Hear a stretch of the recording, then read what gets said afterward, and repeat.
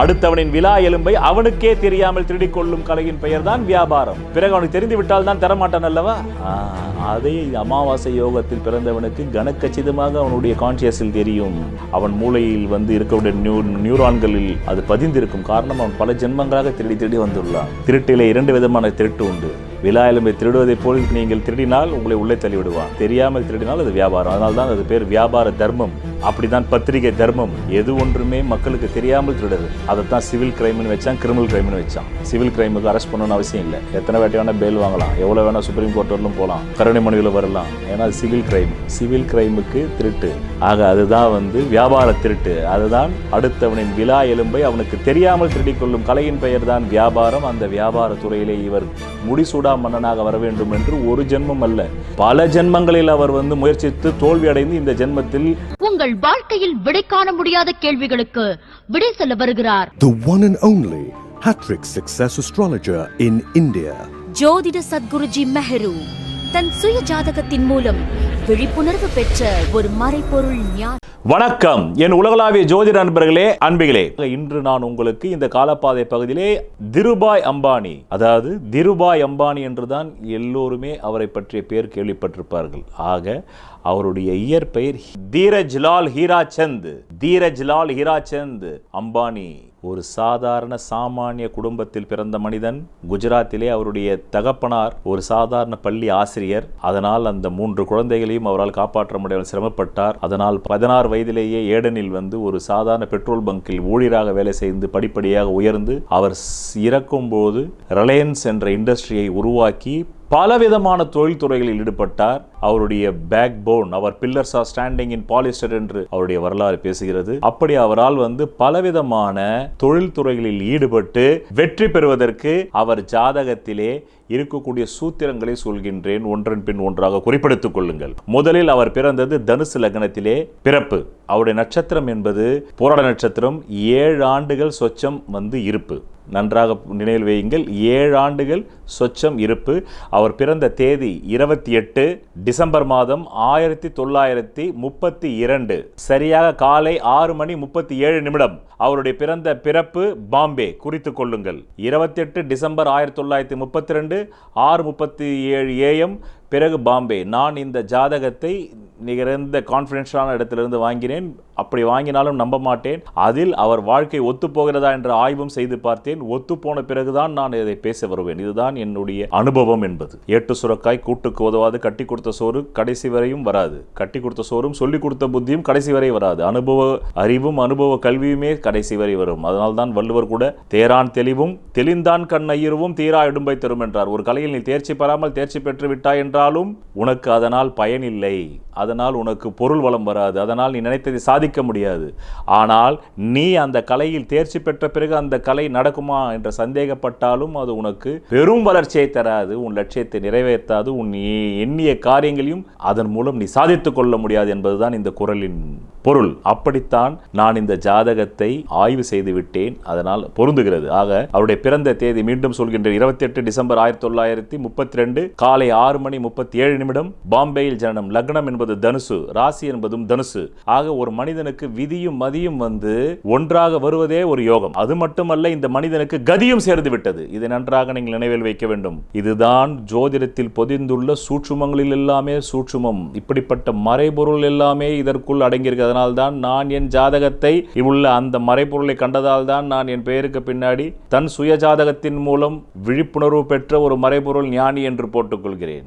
அவர்களுக்கு பட்டத்தை அவர்கள் தான் தந்து கொள்ள முடியும், அவர்கள் ஆய்வு செய்த பிறகு. அதனால்தான் ரெஸ்பெக்ட் என்ற ஒரு வார்த்தை உண்டு. அந்த வார்த்தையின் மூல வார்த்தை ரீஇன்ஸ்பெக்ட். யார் ஒருவர் தன்னை ரீஇன்ஸ்பெக்ட் செய்தார்களோ அவர்களே சமூகத்தால் ரெஸ்பெக்டபிள் பர்சனாக வர முடியும். இதுதான் ரெஸ்பெக்டுக்கான விளக்கம், குறித்துக் கொள்ளுங்கள். அப்படி நான் என் ஜாதகத்தை ஆய்வு செய்து ரீஇன்ஸ்பெக்ட் செய்ததால் நான் ரெஸ்பெக்டுக்குரியவனாக இருக்கின்றேன் உங்கள் முன். இதுதான் ஒவ்வொரு ஞானியர்களுக்கும் அந்த ரெஸ்பெக்ட் ஏன் கிடைக்கிறது என்றால் அவர்கள் ரீஇன்ஸ்பெக்ட் செய்தார்கள். அப்படி இந்த ஜாதகத்திலே விதி மதி கதி ஒன்றாக அமைந்திருக்கிறது. விக்டோரியா மகாராணி ஜாதகத்தில் ரிஷப லக்னம் ரிஷப ராசி, அங்கேயே சூரியன். விக்டோரியா மகாராணிக்கும் ரிஷப லக்னம், அங்கேயே லக்னம் விழுந்த ரிஷபத்திலேயே ரிஷப ராசி, அங்கேயே அவருக்கு சூரியன். ஆக விதி மதி கதி மூன்றும் தலையில் அமர்ந்த பெற்றவன். ஆக திரு கருவில் உருவாக வேண்டும். அம்பானியின் ஜாதகத்திலே திரு கருவில் கருவில் உருவாகி இருக்கிறது. திரு கருவில் உருவாகி இருக்கு. வானமண்டலத்தில் தகவல் வருகிறது, திரு கருவில் உருவாகி இருக்கிறது. மேலும் அமாவாசை யோகம், மேலும் நான் இப்ப எடுத்துக்கொண்ட தலைப்பே ஒரு ஜாதகத்தில் குபேரனுக்கே கடன் கொடுக்கும் குபேர செல்வத்தை தருவது 6, 8, 12 என்பதுதான் இந்த பதிவின் நோக்கம், இந்த பதிவின் தலைப்பு. அதுதான் சத்தியத்தின் சாட்சி. அதற்கு அடுத்தபடியாக அட்டமாதிபதி தலையிலே அமர்ந்திருக்கிறது. அந்த அட்டமாதிபதி போய் வாங்கிய சாரம் 6 குடையன் சாரம், நன்றாக நிலையில் வையுங்கள். மேலும் அங்குள்ள சூரியன் கேது சாரம், அந்த கேது போய் அமர்ந்தது 9, அவன் வாங்கியதும் 6 குடையன் சாரம். ஆக 2ஆம் இடத்திலே இவருக்கு சனி, லக்னத்திலே சூரியன் சந்திரன், அமாவாசை யோகம். அமாவாசை யோகத்தில் ஒருவன் பிறப்படுத்த விட்டாலே அவனை சோதிட சாஸ்திரம் திருடன் என்கிறது. பிறகு நான் முன்பே சொன்னேன் அல்லவா, 8ஆம் இடத்திலே என்ன இருக்குது? கட்டர்ஸ், கத்ரோட்ஸ், கட்டர்ஸ் என்றால் சாக்கடைக்குள் நீந்தி வா. அந்த சாக்கடைக்குள் நீந்தி வரும் கிரகம் இவர் தலையிலே அமர்ந்து விட்டது. அதற்கு சப்போர்ட் செய்கிறது இவருடைய திறமை, சப்கான்ஷியஸ், அவருடைய ஆழ்மனம். பல ஜென்மங்களாக அவர் இந்த வியாபார கல்வியை கற்று வந்த ஆழ்மனம் அங்கு சப்போர்ட் செய்கிறது. அப்படியே சில பேர் நீந்தி வந்தாலும் தோற்று விடுகிறார்கள். ஆனால் இவர் தோற்க மாட்டார் என்பதற்கு தான் இந்த லக்னத்திலே விதி மதி கதி அமைந்தது. பிறகு 2 குடை 2 ஆட்சி, இது மிகப்பெரிய யோகம்.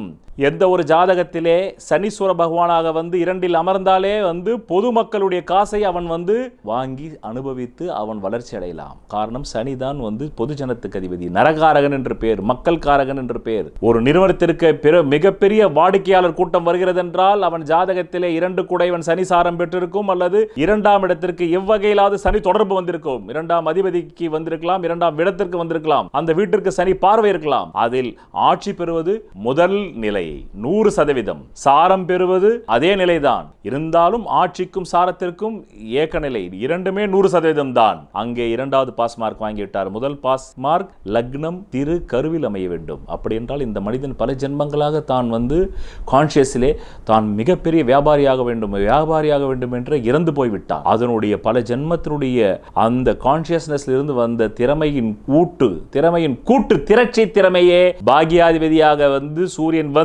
அவனே லக்ன கேந்திரம் பெற்று அங்கேயே மதிகாரகனையும் வைத்து அமாவாசை யோகத்தையும் ஏற்படுத்தி அமாவாசை யோகத்தில் பிறப்பவன் திருடன் என்பதை போல் வியாபாரம் என்பாலே திருட்டுத்தனம் தான். வியாபாரம் என்பதின் பொருள் என்னவென்று நான் சொல்லட்டுமா? அதை அமாவாசை யோகத்தில் பிறந்தவன் மிக கச்சிதமாக செய்வான். அடுத்தவனின் விலா எலும்பை அவனுக்கு தெரியாமல் திருடி கொள்ளும் கலையின் பெயர் தான் வியாபாரம். குறித்துக் கொள்ளுங்கள். எந்த நூலிலும் நீங்கள் இதை பார்க்க முடியாது. இவையெல்லாம் என்கான்சியஸில் இருந்து வருகிறது.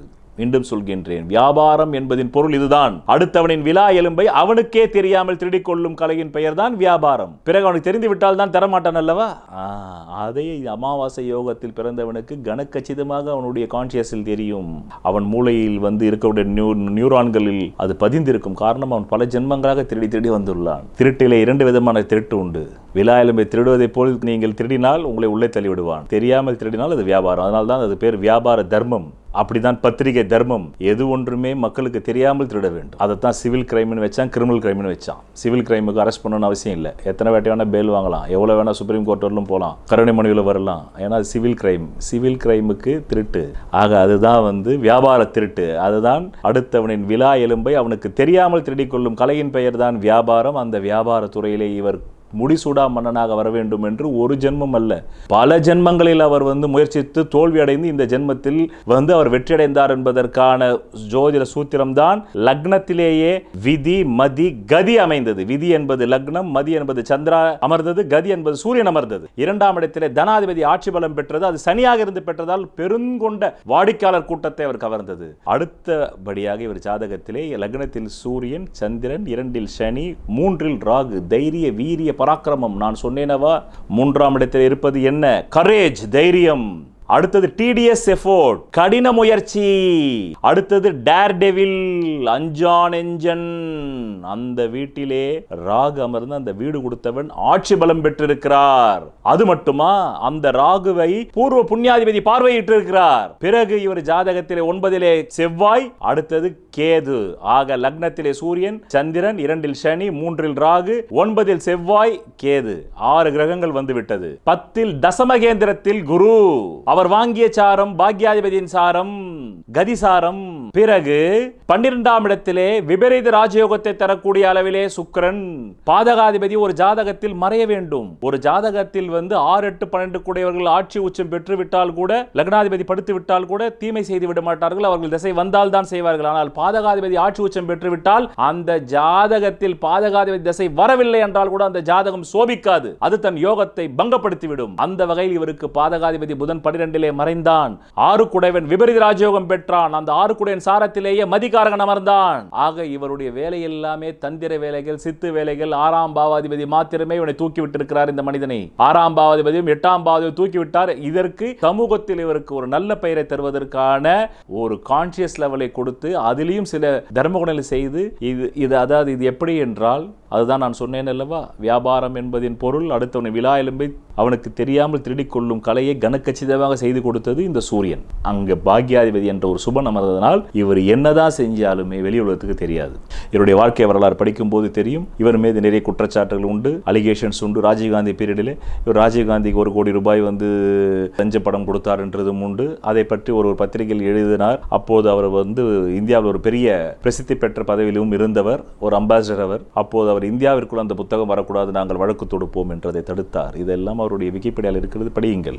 ஆக இதற்கு இந்த கிரகங்கள் தான் மூல காரணம் என்பதற்கு தான் நான் இந்த சூத்திரங்களை தருகின்றேன். அடுத்தபடியாக இதில் எப்படி இவர் வியாபாரத்துறையில் கொடி கட்டி பறந்தார், அதற்கு ஒரு சூத்திரம் வேண்டும் அல்லவா, இப்போது சொல்கிறேன், குறிப்பெடுத்துக் கொள்ளுங்கள். சொல்வதெல்லாம் பலிக்கும் அபூர்வ வாக்கு சக்தி பெற்றவர் மெஹ்ரு அவர்கள். உங்கள் வாழ்க்கையில் பணம், புகழ், பதவி, திருமணம், குழந்தை பேறு, உயர்கல்வி, வெளிநாட்டு யோகம், கலைத்துறையில் வெற்றி, அரசியலில் வெற்றி போன்ற இன்னும் எண்ணற்ற உங்கள் வாழ்வின் கேள்விகளுக்கு ஒரு மனிதன் அவன் ஜாதகத்தை எப்படி அறிந்து கொள்வது? கான்டாக்ட் ஜோதிட Sadguruji Mehru. Address Quality Complex, first floor, new number 45, wall number 12, Arunachalam Road, Saligramam, Chennai 93. Phone 0442376072. Contact 9952959962, 98409 57612. Website www.srimeheru.org.